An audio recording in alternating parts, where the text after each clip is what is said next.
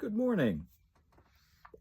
I'm Dax, and I'm going to start a daily series of going over the Diovotional, which is a journal based on Dionysus, or devotional based on Dionysus. So each day I'll read a passage of it, and we'll go over it a little bit.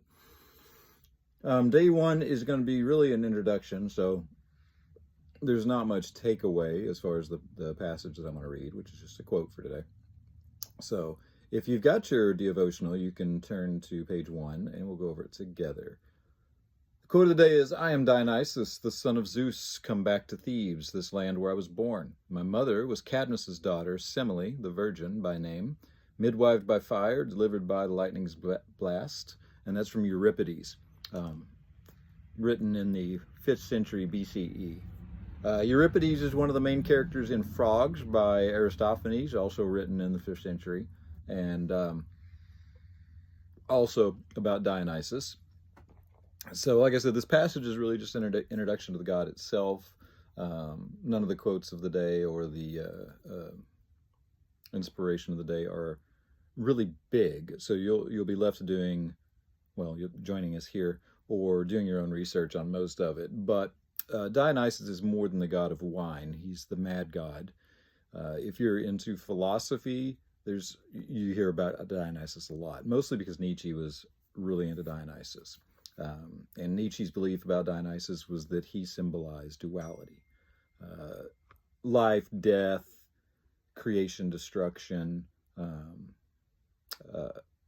I believe that he's more than that. I believe he's also the balance between the two. I think Pan is more duality, which is funny because Pan is one of the characters that they base Satan on, and Dionysus is a lot of the persona of Jesus.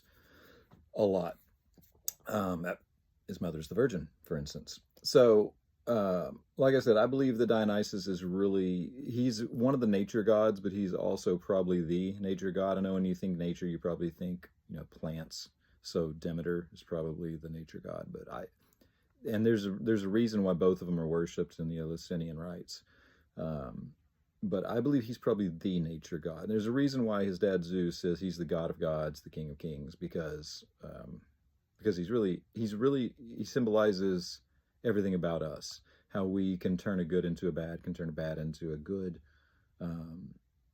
But he also symbolizes nature and its effect on us, our effect on it, things you can change, things you can't change. Like I said, he's really all three. He's the balance, and he is both dualities. So that's really it for today. We'll do another passage tomorrow. It's more inspirational. I created the devotional after the election because there's a lot of people going through a lot of stuff right now. It's not just the state of the world, it's not just the state of the country, but it's really the state of everybody. So if you need inspiration, that's what I wrote it and posted it for. So hopefully those who are without hope can get some from it, because I do think he's hope also. One of the things that you learn from Dionysus is the consequence of your actions. Those who fall victim to Dionysus, it's always a consequence of their actions. Not like the other gods. I mean, Apollo's basically a murderer. Athena's cool.